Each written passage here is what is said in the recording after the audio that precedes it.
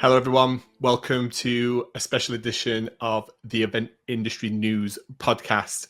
I'm your host, Adam Parry, editor and co-founder of Event Industry News.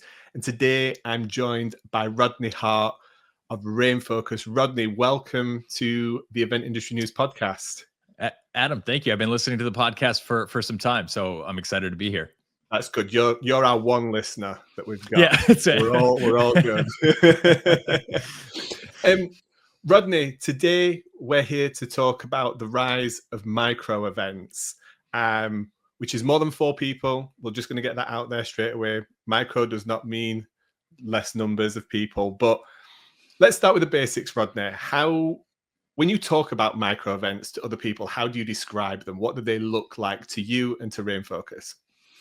Yeah, so I think it's an interesting topic and trend because that was probably one of the first places that I would go is around that definition because I think what we're seeing and I come from kind of the world of really large scale events. I mean, that was like my introduction, and what I fell in love with at events was large user conferences, 10,000 plus user conferences where I was managing event technology for brands like Dell Technologies and how to optimize that experience.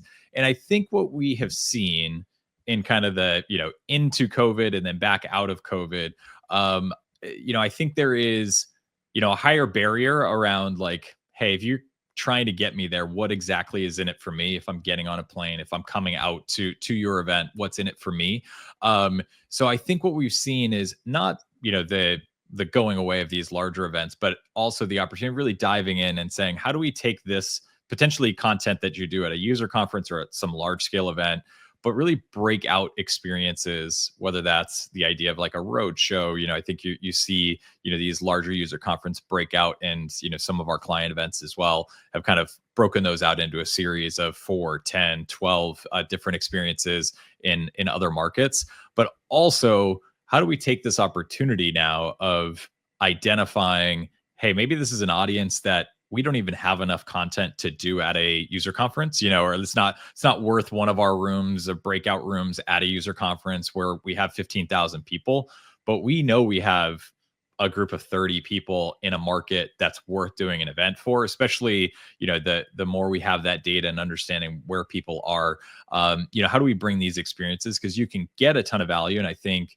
attendees are craving that much more value instead of like, you've got to come here and figure it out. I think we still see that.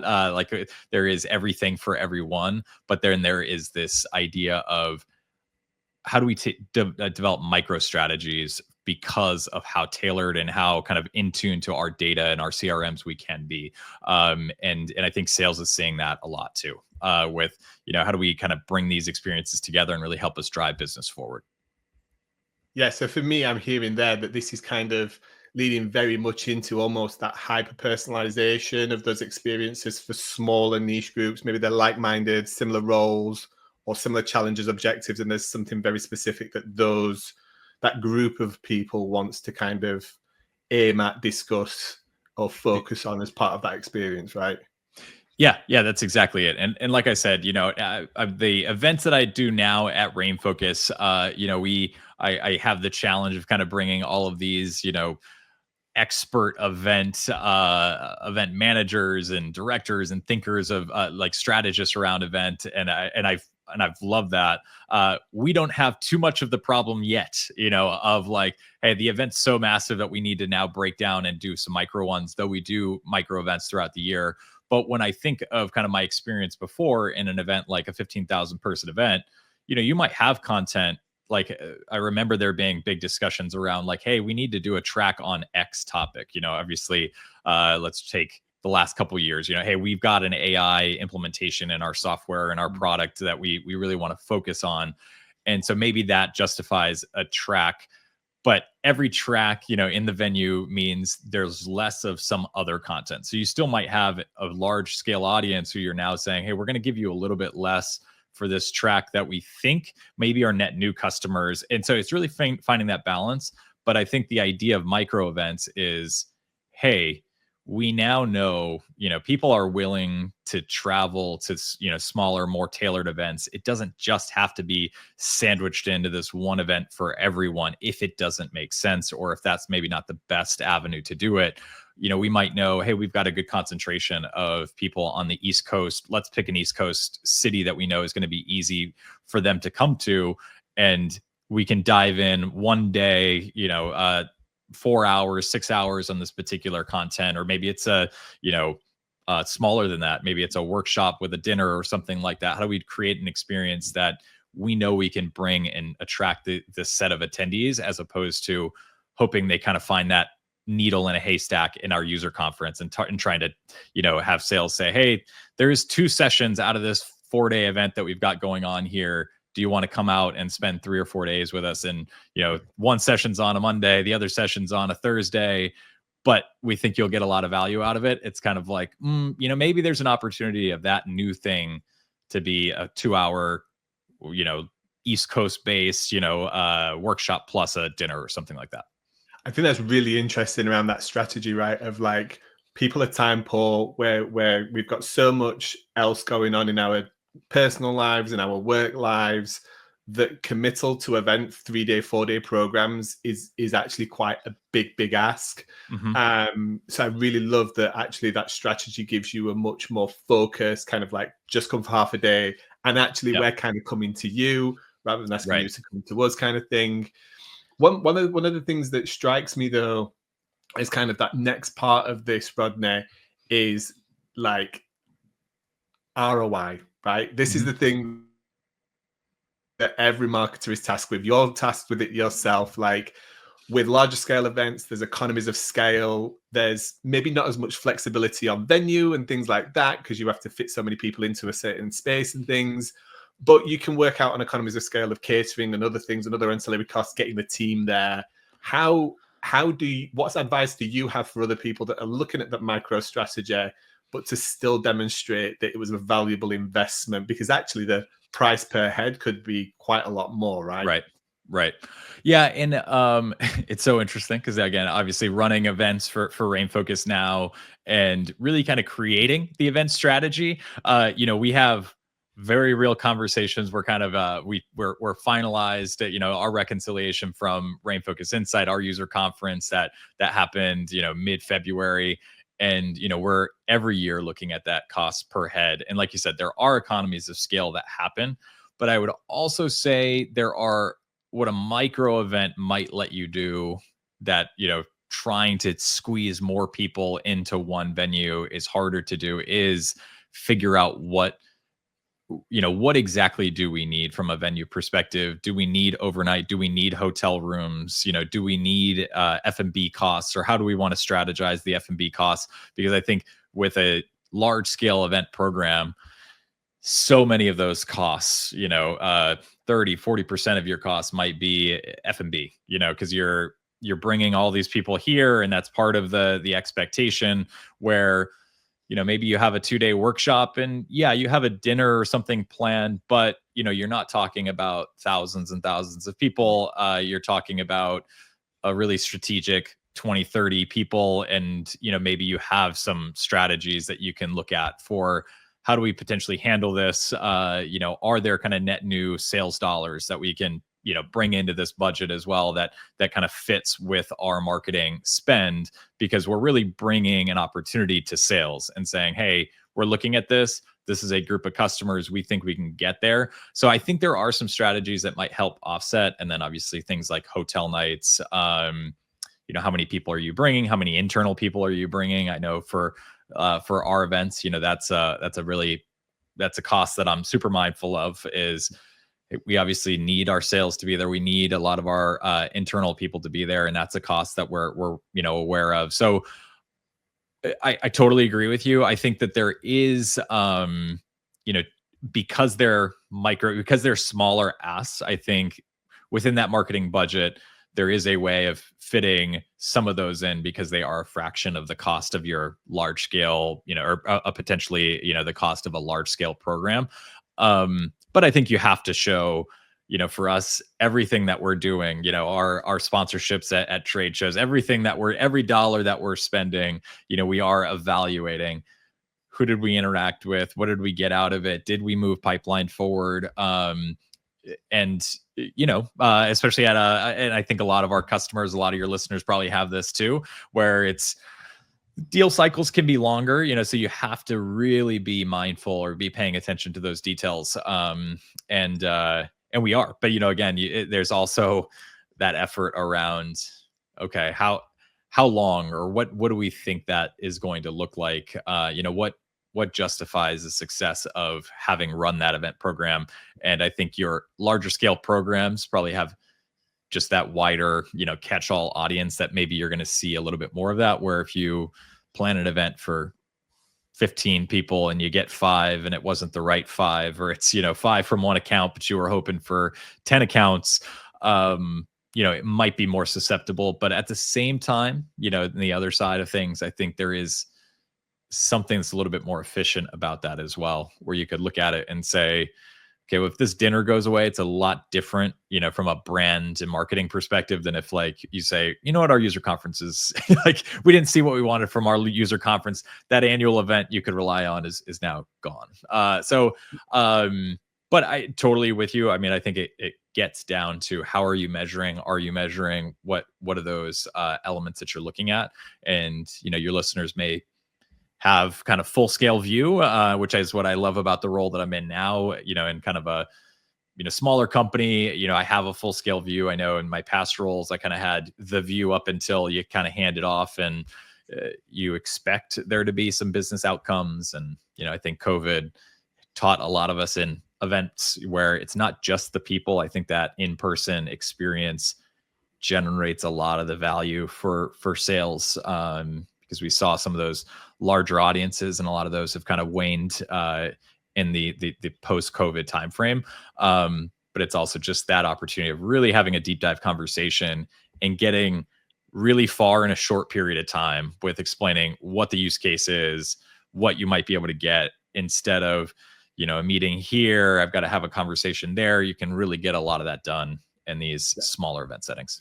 I think sometimes as well, the larger events, the sales teams, because there's so many people, there's so many people to get around, they feel pressure to jump from one client to the next client to the next prospect, and themselves maybe presenting and doing other things at the event to help facilitate that event. Where the smaller micro events, generally they're more relaxed, there's more dwell time with those clients, so there's more higher value time with those clients, and that really strengthens and builds relationships and helps with net retention and things like that as well, right? Because I think the world that we live in, which is very much like, let's sell on email, let's sell online, let's sell on social, let's do Zoom calls and things like that, very often, and it would be the case for me and you, Rodney, here, if we were doing this in person, we'd have probably spent half an hour before and half an hour afterwards just having that personal catch up, right? And that cements the relationship. And I think sales teams really value that. I think there's also the intangibles of, like, okay, let's say we brought 10 clients together for this dinner or for this user conference or micro conference or something. What there is also, Rodney, is that intangible calculation, although it can be done, of if our sales team went and actually did one-on-ones or actually traveled around and did individual dinners and things like that, how much would that equate to in terms of budget, cost, T&E, individual time out of the office and all that kind of stuff? And I'm still a big believer that you should do all of that anyway. But if you can simplify that and if you can streamline that, then the value you're getting out of it is much better. I've got a question for you on mistakes, though. For anybody that's never done micro events, or for anybody that's still doing them and going through that process of trying to figure out what do you think some of those easy mistakes to make are when organizing those micro events, those micro activations? Mistakes. I smile because I've got lots of them, Adam. I could. I mean, I think just like any event program without a ton of history, I think you get to, there is a cadence, let's say, large scale programs or forums or events that your attendees know well and know what to expect. And you have a general sense, you have a history of this is how many people we expect to come, and we could probably guess at 4 weeks out, 3 weeks out, like what this number might translate into. I think with micro events, some of the challenges are you still have some of those very real costs, an F&B minimum, for example. And, even if let's say it's a small event, and this was my experience at one point, we had like a tech tour event. So we were, at a client event, we were showing something off, and we had said, hey, alongside of this, let's also have a dinner or a place planned so we can kind of have people follow on and continue those conversations and invite people to dinner, to lunch. And one of the early planning of just trying to get that space, and in this particular case, we were looking to book a venue alongside of a big enterprise event that was happening. So there wasn't a lot of space to be had, and the F&B minimum wasn't small, right? So Yeah.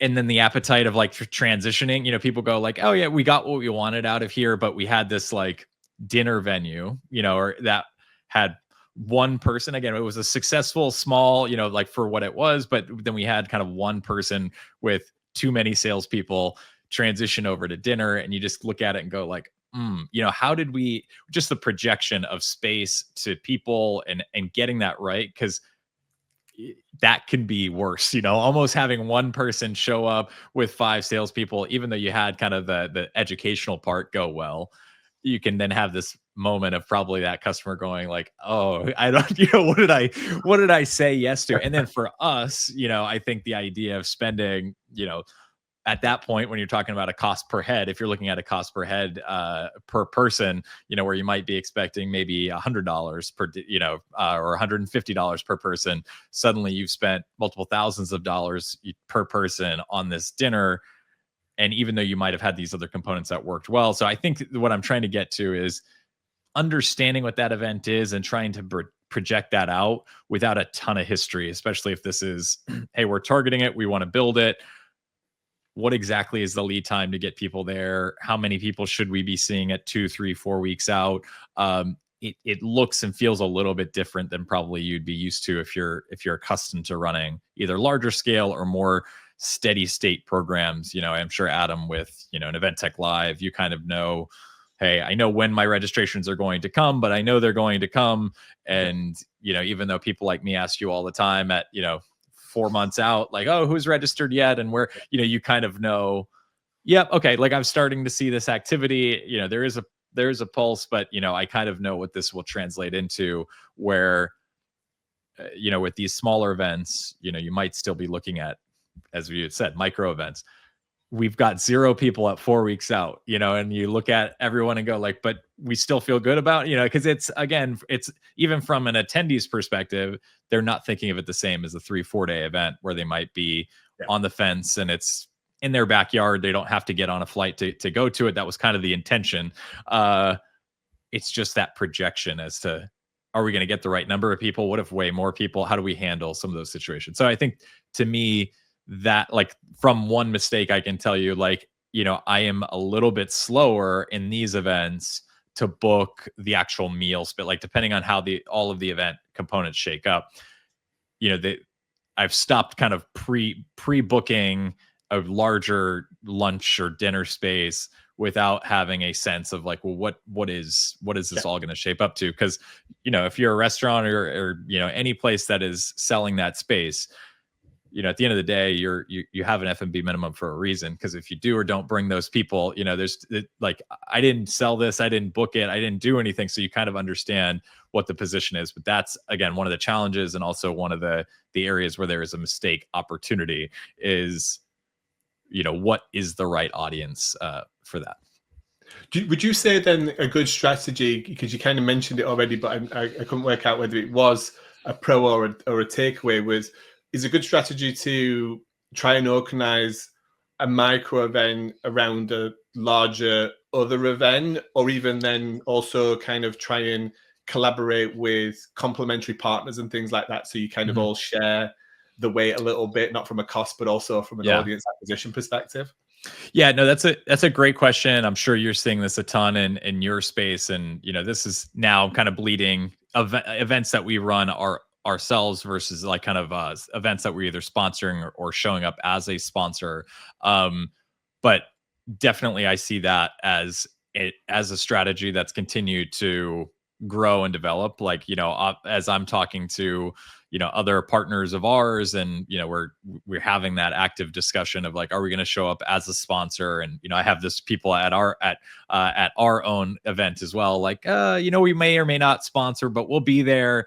And then, we may or may not, have a space where people do drinks. And, I think there is a lot, as probably I'm sure you're doing this too, like as an event organizer, trying to get your arms around, okay, like how do I control this a little bit more? Because you are kind of benefiting from our presence. But I think for us, that's been helpful. We have, a set of events called Tech Tours that I think have been very helpful in that sense, that they, when kind of we're given permission, it provides us a really real tangible example of how we work. And then, creating kind of a workshop or, a more, deep dive or learn or kind of a, in-person demo, being able to do something like that. And oftentimes, we'll even do that in collaboration with whoever's running that event, potentially, let's say an Adobe who we have a partnership with. Like, hey, is there something for our audience? We want them to kind of understand the RainFocus platform and why this is the right choice for their all of their kind of event portfolio. But Adobe might also say, hey, you're all using this element of Adobe, but we also think there's this other part. So like, I think finding those mutual wins are helpful, not just for splitting costs, but also you're getting more bang for buck for you as an attendee. You kind of go, okay, like I'm going to get the demo of both of these things, and maybe they're both right for me, maybe one's right for me. But you're kind of sharing the cost of that, prospect or that upsell opportunity. So it's absolutely something that I'm thinking very actively about. Like, where do we have footprint presence as a sponsor? And if we don't, are there other ways to show up? Because we know some of our audience will be there. And maybe it's not enough to justify, tens of thousands in a sponsorship spend, but it could justify a, singular thousands in a dinner where we bring people together. And then in some cases we do both, and I think finding those partners that make sense with you as well. Ventec Live in London last year, we were there as a sponsor, and we also with two other sponsors did a dinner that was offsite. So it just gave us one more thing that we could promote, talk about, have people come and attend. So yeah, I think all of those strategies, represent, iterations that I think event organizers should be looking at. Yeah, and as an event organizer with customers like RainFocus and others, those are the types of things that we love, because then we can also get behind them and help support them in terms of whether that's driving awareness, coverage, or even helping find the right people from the audience to also join those experiences and those niche events, and actually, as part of our value, help drive people into that so you get more value out of it. At the beginning of the call, you referenced these micro events as a trend, or you're seeing the trend move towards it. Do you think they're starting to move out of trends and becoming more of the norm? Do you think we'll see them become the new norm, or do you think they'll stay kind of niche for planners? That's a good question. That was a tricky one. Let's see. I think that it will become the norm, and I'll use this as a justification. I think that events, have continued to be, and I'm sure you talk about this all the time on the podcast. From a measurement ROI perspective, I think that it's kind of gone from, there are events happen and they continue, even though they're expensive, they continue to happen because I think sales and business, it does move forward. But I think the idea of like business moves forward, just let me keep spending, I think that environment will not forever exist. I think that people like me managing and responsible for an event portfolio, CFO, like I have meetings with our CFO all the time, and it's I can't just go like, it was great, like look at the survey scores, everyone loved it, next question. No, I think it's who was there, what was the pipeline, what's renewal, what's new business, what's upsell. Like that is what the level of detail and scrutiny that I think all events will continue to have, to some varying degrees of probably how much data, how much, but because of that, I think people will then embrace these opportunities of like, this costs us compared to a user conference, this costs us a 0.5% that what our user conference costs. And all we would need to show return on this would be 3, 4 key clients that we think will really respond to this. And we don't need a year, we don't need 8 months to set it up, plan it, create content. Like we can spin this up in 6 weeks. We can spin this up in 4. We can deliver an event in a shorter period of time for a product that released and maybe not in the key time for your user conference, right? This is a new product. We need to move it. And it wasn't the perfect fit for our user conference, or maybe we'll still hit it in the user conference, but it's new now and we want to sell it now. So I think for that reason, to me, micro events will pop up as, hey, we can show very real return. And I think also, something that RainFocus and we talk about all the time, I think we're very bullish on the event industry in general, and what it represents for kind of this nexus between marketing and sales teams. And hey, help us, put something together to help the business move something forward. So I do see it as more of a trend where we're looking to move fast, and it's an opportunity to bring people together faster versus, hey, we've got these annual events and these things that take an insane amount of time for good reason to put on, an insane amount of effort. These smaller events can move faster. Yeah, the large cornerstone events, the 365-day projects, aren't they, Rodney? Like you probably started working on RainFocus Insight 2026 like days after. Yeah, right. Where I could tell you the plans now of what we're looking to do different. And I love the idea of micro events actually fit into being quite agile and flexible based on the moving business model and where that might go in 1 second. Maybe that's a product launch actually gets brought forward a quarter or pushed back a quarter. Maybe there's something that kind of comes up on the horizon and you just want to capitalize on that opportunity. And actually a micro event is a way to activate on that without the fear of, oh, hell, we need like 3 months to manage this. We need, if registrations are going to come in the 4 weeks leading up to it, really you only need like 3 or 4 weeks to announce something and make something happen, right? If you've got the team and stuff like that. And I totally agree with you about on the measurement side of things. For us as an organizer, companies like RainFocus, where they have a team and they take that data-led approach to make those investment decisions, are actually great. Okay, sometimes what you get fed back is not what you want to hear, but at least it's based on facts and figures, and you can have a conversation about how you can move the needle forward in a positive way, where it's people that don't quantify anything about their investments when it comes to events are actually the challenging ones, because the only thing they've got to go off is how did they feel when they walked away. Right. And they could have just had a bad cup of coffee that day or something like that. Do you know what I mean? Or lost their bag on the way into the venue or hit traffic or whatever, and they're already feeling bad about it. But yeah. I've got one final question for you. All right. This is a bit more of an open question. I'll send this to your CFO as well, so he can hear this firsthand. If you had a magic wand, what would you change about event marketing right now? You can make anything disappear or anything come into existence. But you can't be a CFO, to be fair. You can't I can't make just an unlimited amount of money appear for my events only. I mean, we're going to get into the world of politics if we start mentioning unlimited amounts of money. But I mean, it's a tough one, right? What you just said at the end there is something that I've seen throughout my career. And I think, having been always more of an analytics driven person, I've seen people talk about the success or failure of an event with very little data to back, with like, well, I just didn't feel busy.